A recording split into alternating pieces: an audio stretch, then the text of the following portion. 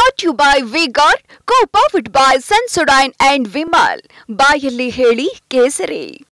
Associate sponsor Ultratech Cement. Election central inside ಸುದ್ದಿಗೆ ಸ್ವಾಗತ. ನಾನು ಮಾಲ್ತೇಶ್. ಮೊದಲ ಹಂತದ ಚುನಾವಣೆಗೆ ಅಂದ್ರೆ ಆ ಚುನಾವಣಾ ಪ್ರಚಾರದ ಸಂದರ್ಭದಲ್ಲಿ ಇನ್ನೇನು ಮತದಾನಕ್ಕೆ ಕೆಲ ದಿನಗಳಿದ್ದಂತ ಸಂದರ್ಭದಲ್ಲೇ ಈ ಹುಬ್ಬಳ್ಳಿಯಲ್ಲಿ ಆದಂತಹ ಘಟನೆ ಅಂತಂದ್ರೆ ನೇಹಾ ಹಿರೇಮಠ ವಿಚಾರ ಇದು ಕಾಂಗ್ರೆಸ್ಗೆ ಸ್ವಲ್ಪ ಸಮಸ್ಯೆಯನ್ನ ತಂದಿಟ್ಟಿತ್ತು. ಯಾಕಂದ್ರೆ ಬಿಜೆಪಿ ಮೇಲಿನ ಮೇಲೆ ಕಾಂಗ್ರೆಸ್ ತುಷ್ಟೀಕರಣದ ರಾಜಕಾರಣ ಮಾಡ್ತಾ ಇದೆ. ಹೀಗಾಗಿ ಇಂಥ ಸನ್ನಿವೇಶ ರಾಜ್ಯದಲ್ಲಿ ಬಂದಿದೆ ಅಂತೇಳಿ ಮತದಾರರ ಮನಸ್ಸು ಮೇಲೆ ಪ್ರಭಾವ ಬೀರುವಂತ ನಿಟ್ಟಿನಲ್ಲಿ ಬಹಳ ಪ್ರಯತ್ನವನ್ನ ಪಟ್ಟಿತ್ತು. ಹೀಗಾಗಿನೇ ಒಂದು ಪ್ರಸ್ತ್ಯಾಸ್ತ್ರವನ್ನ ಹುಡುಕ್ತಾ ಇದ್ದಂತ ಕಾಂಗ್ರೆಸ್ಗೆ ಇದೀಗ ಪ್ರಜ್ವಲ್ ರೇವಣ್ಣ ಘಟನೆ ಇದೆಯಲ್ಲ ಅದು ಒಂದು ಅಸ್ತ್ರ ಸಿಕ್ಕಂದಾಗಿದೆ. ಅದರಲ್ಲೂ ಇದು ಸಹಜವಾಗಿ ಮೈತ್ರಿ ಪಕ್ಷಗಳಿಗೆ ಮುಜುಗರವನ್ನ ಉಂಟು ಮಾಡಿದೆ.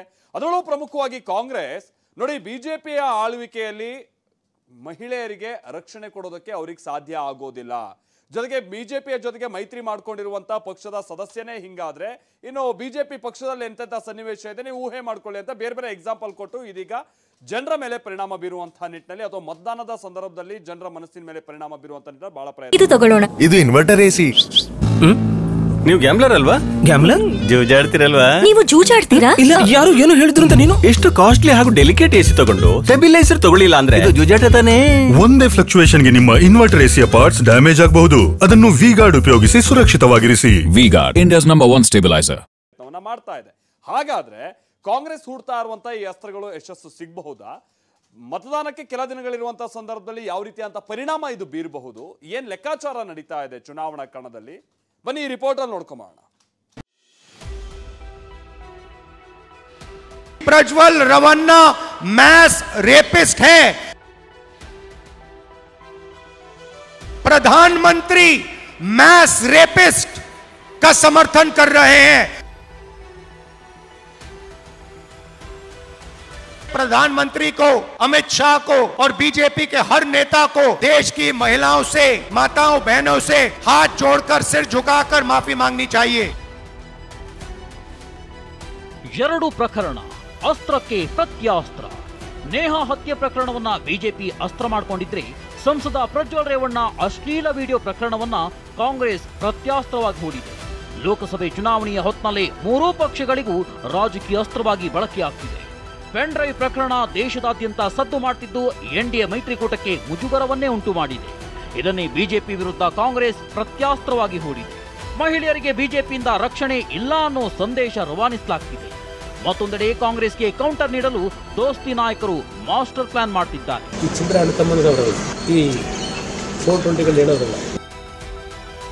ಮೊನ್ನೆಯಷ್ಟೇ ನಡೆದ ಹುಬ್ಬಳ್ಳಿಯಲ್ಲಿ ನೇಹಾ ಕೊಲೆ ಪ್ರಕರಣ ಇಡೀ ದೇಶವನ್ನೇ ಬೆಚ್ಚಿ ಬೀಳಿಸಿತ್ತು.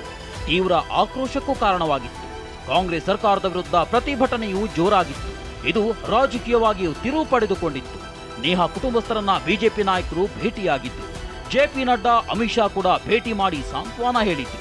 ಇದೇ ವಿಚಾರವನ್ನ ಲೋಕಸಭೆ ಚುನಾವಣೆಯಲ್ಲೂ ಬಿಜೆಪಿ ಅಸ್ತ್ರವಾಗಿ ಬಳಸಿಕೊಂಡಿತ್ತು. ಇದು ಮೊದಲ ಹಂತದ ಚುನಾವಣೆಯಲ್ಲಿ ವರ್ಕೌಟ್ ಆಗಿದೆ ಎನ್ನಲಾಗ್ತಿದೆ.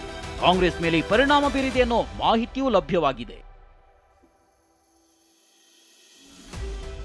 ಹೆಣ್ಣು ಮಕ್ಕಳ ವಿಚಾರದಲ್ಲಿ ಕಾಂಗ್ರೆಸ್ ರಾಜಕೀಯ ಮಾಡ್ತಿದೆ ಅಂತ ಬೆಂಗಳೂರಿನಲ್ಲಿ ಶಾಸಕ ಅಶ್ವಥ್ ನಾರಾಯಣ್ ಆರೋಪಿಸಿದ್ದಾರೆ.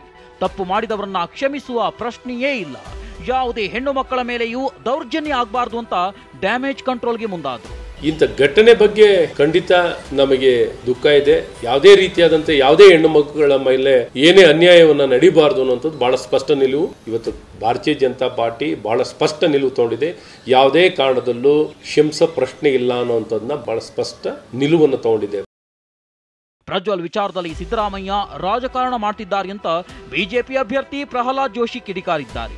ಸಿದ್ದರಾಮಯ್ಯನವರು ಇದರಲ್ಲಿ ಪಾಲಿಟಿಕ್ಸನ್ನು ಮಾಡ್ತಾ ಇದ್ದಾರೆ. ಮತ್ತು 18ಕ್ಕೆ ನೀವು ಹೋಗಿ ಅವ್ರಿಗೆ ಮತ ಕೇಳಿದ್ರಲ್ರಿ ಸಿದ್ದರಾಮಯ್ಯನವರೇ, ಏನದು ನಮ್ಮ ಜೋಡಿ ಅಲೈನ್ಸ್ ಆಗಿ 2 ತಿಂಗಳಲ್ಲಿ ಇದೆಲ್ಲ ಸ್ಕ್ಯಾಂಡಲ್ ಆಗಿದೆಯಾ? ಮೊದಲಿಂದ ಸ್ಕ್ಯಾಂಡಲ್ ಇರಲಿಲ್ವಾ? ಇದು ಸ್ಕ್ಯಾಂಡಲ್ ಮಾಡಿದವ್ರು ನೀವು ಏನು ಬೇಕಾದ ಆ್ಯಕ್ಷನ್ ತೊಗೊಡ್ರಿ, ಸರ್ಕಾರ ನಿಮ್ಮ ಕೈಯಲ್ಲಿದೆ. 18ಗಿಂತ ಮೊದಲಿನೂ ಇದಾವೆ ಅಂತ ಹೇಳ್ತಾ ಇದ್ದಾರೆ ಜನ. ಅದನ್ನು ತನಿಖೆ ಮಾಡಿರಿ. ನೀವು ಆ ಟೈಮ್ದಲ್ಲಿ ಯಾಕೆ ನೀವು ಇದು ಮಾಡಲಿಲ್ಲ? ನಿಮ್ಮ ಸರ್ಕಾರ ನಿಮ್ದು, ಇಂಟೆಲಿಜೆನ್ಸ್ ನಿಮ್ದು, ನೀವು ನಮಗೆ ಹೇಳ್ತೀರಿ.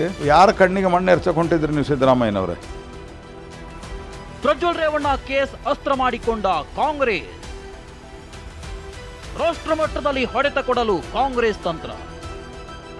ಯಾವಾಗ ಬಿಜೆಪಿ ಮಾಸ್ಟರ್ ಪ್ಲಾನ್ ಮಾಡ್ತೋ ನೋಡಿ ಕಾಂಗ್ರೆಸ್ ನಾಯಕರು ಅಲರ್ಟ್ ಆದರು. ಸಂಸದ ಪ್ರಜ್ವಲ್ ರೇವಣ್ಣ ಪ್ರಕರಣವನ್ನ ಅಸ್ತ್ರವಾಗಿಸಿಕೊಂಡು ಬಿಜೆಪಿಗೆ ಡ್ಯಾಮೇಜ್ ಮಾಡೋಕೆ ಕಾಂಗ್ರೆಸ್ ರಣವ್ಯೂಹವನ್ನೇ ರೂಪಿಸಿತು. ಇದರ ಒಳಮರ್ಮವನ್ನ ಅರಿತ ಕಾಂಗ್ರೆಸ್ ಮಾಸ್ಟರ್ ಪ್ಲಾನ್ ಮಾಡಿ ಪ್ರಜ್ವಲ್ ರೇವಣ್ಣ ಪ್ರಕರಣದಲ್ಲಿ ಬಿಜೆಪಿಯನ್ನ ಎಳೆ ತಂದು ಹಿಟ್ ಮಾಡ್ತಿದೆ. ರಾಜ್ಯ ಮಾತ್ರ ಅಲ್ಲ, ರಾಷ್ಟ್ರೀಯ ಮಟ್ಟದಲ್ಲೂ ಹೊಡೆತ ಕೊಡಲು ಕಾಂಗ್ರೆಸ್ ತಂತ್ರ ರೂಪಿಸುತ್ತಿದೆ. ಮಹಿಳೆಯರಿಗೆ ಬಿಜೆಪಿಯಿಂದ ರಕ್ಷಣೆಯೇ ಇಲ್ಲ ಅಂತ ಕಾಂಗ್ರೆಸ್ ಸಾಲು ಸಾಲು ಆರೋಪಗಳನ್ನೇ ಮಾಡಿದೆ. ಪ್ರಜ್ವಲ್ ರೇವಣ್ಣ ಅಶ್ಲೀಲ ವಿಡಿಯೋ ಪ್ರಕರಣದಲ್ಲಿ ಕಾಂಗ್ರೆಸ್ ಅಸ್ತ್ರಕ್ಕೆ ಜೆಡಿಎಸ್ ಪ್ರತ್ಯಾಸ್ತ್ರ ಹೂಡಿದೆ. ವಿಡಿಯೋ ಬಿಡುಗಡೆ ಹಿಂದೆ ಡಿಕೆ ಬ್ರದರ್ಸ್ ಕೈವಾಡ ಇದೆಯಂತ ಮಾಜಿ ಸಿಎಂ ಕುಮಾರಸ್ವಾಮಿ ಪದೇ ಪದೇ ಆರೋಪಿಸುತ್ತಿದ್ದಾರೆ. ವಿಡಿಯೋ ಲೀಕ್ ವಿಚಾರವನ್ನ ದೊಡ್ಡದಾಗಿ ಮಾಡಲು ಜೆಡಿಎಸ್ ಮುಂದಾಗಿದೆ. ವಿಡಿಯೋ ಬಿಡುಗಡೆ ಮಾಡಿದವರ ವಿರುದ್ಧ ಕಾನೂನು ಹೋರಾಟಕ್ಕೆ ಪ್ಲಾನ್ ಮಾಡಿಕೊಂಡು ಸೂಕ್ತ ದಾಖಲೆಗಳ ಸಂಗ್ರಹಕ್ಕೆ ಜೆಡಿಎಸ್ ನಾಯಕರು ಮುಂದಾಗಿದ್ದಾರೆ. ಅಷ್ಟೇ ಅಲ್ಲದೆ ವಿಡಿಯೋ ಬಿಡುಗಡೆ ಹಿಂದೆ ಕಾಂಗ್ರೆಸ್ನ ಮಹಾನ್ ನಾಯಕ ಡಿಸಿಎಂ ಇದ್ದಾರೆ ಎನ್ನುವ ಮೂಲಕ ಪರೋಕ್ಷವಾಗಿ ಡಿಸಿಎಂ ಡಿಕೆ ವಿರುದ್ಧ ಕುಮಾರಸ್ವಾಮಿ ಗಂಭೀರ ಆರೋಪವನ್ನೇ ಮಾಡಿದ್ದಾರೆ. ಹೀಗಾಗಿ ಡಿಕೆ ಶಿವಕುಮಾರ್ ವಿರುದ್ಧ ಕಾನೂನು ಹೋರಾಟಕ್ಕೆ ಜೆಡಿಎಸ್ ಪ್ಲಾನ್ ಮಾಡಿಕೊಳ್ತಿದೆ. ಇನ್ನು ಸಂಸದ ಪ್ರಜ್ವಲ್ ರೇವಣ್ಣ ವಿಡಿಯೋ ಬಿಡುಗಡೆ ಮಾಡಿ ಮಹಿಳೆಯರ ಮಾನಹಾನಿ ಮಾಡಲಾಗಿದೆ ಅನ್ನೋ ವಿಚಾರವನ್ನ ಮುಂದಿಟ್ಟು ಜೆಡಿಎಸ್ ಕೂಡ ಹೋರಾಟಕ್ಕೆ ಚಿಂತನೆ ನಡೆಸಿದೆ. ಪ್ರಜ್ವಲ್ ರೇವಣ್ಣ ತಪ್ಪು ಮಾಡಿದ್ರೆ ಶಿಕ್ಷೆ ಆಗಲಿ, ಆದರೆ ವಿಡಿಯೋದಲ್ಲಿದ್ದ ಮಹಿಳೆಯರ ಮಾನಹಾನಿ ಹಿಂದೆ ಕಾಂಗ್ರೆಸ್ ನಾಯಕರ ಕೈವಾಡ ಇದೆ ಅನ್ನೋ ವಿಚಾರವನ್ನ ಇಟ್ಕೊಂಡು ಕಾಂಗ್ರೆಸ್ಗೆ ಟಕ್ಕರ್ ಕೊಡೋಕೆ ಜೆಡಿಎಸ್ ಪ್ಲಾನ್ ಮಾಡಿದೆ. ಒಟ್ಟಾರೆಯಾಗಿ ನೇಹಾ ಕೊಲೆ ಪ್ರಕರಣ, ಪ್ರಜ್ವಲ್ ರೇವಣ್ಣ ವಿಡಿಯೋ ಕೇಸ್ನ ಕಾಂಗ್ರೆಸ್ ದೋಸ್ತಿ ನಾಯಕರು ಅಸ್ತ್ರಕ್ಕೆ ಪ್ರತ್ಯಾಸ್ತ್ರವಾಗಿ ಬಳಸಿಕೊಳ್ತಿದ್ದಾರೆ. ಲೋಕಸಭೆ ಚುನಾವಣೆ ಹೊತ್ತಿನಲ್ಲಿ ಅದೆಷ್ಟರ ಮಟ್ಟಿಗೆ ವರ್ಕೌಟ್ ಆಗುತ್ತೋ ಕಾದು ನೋಡಬೇಕಿದೆ. Bureau report, TV9. Brought to you by V-Guard, co-powered by Sensodyne and Vimal. ಬಾಯಲ್ಲಿ ಹೇಳಿ ಕೇಸರಿ. Associate sponsor Ultratech Cement.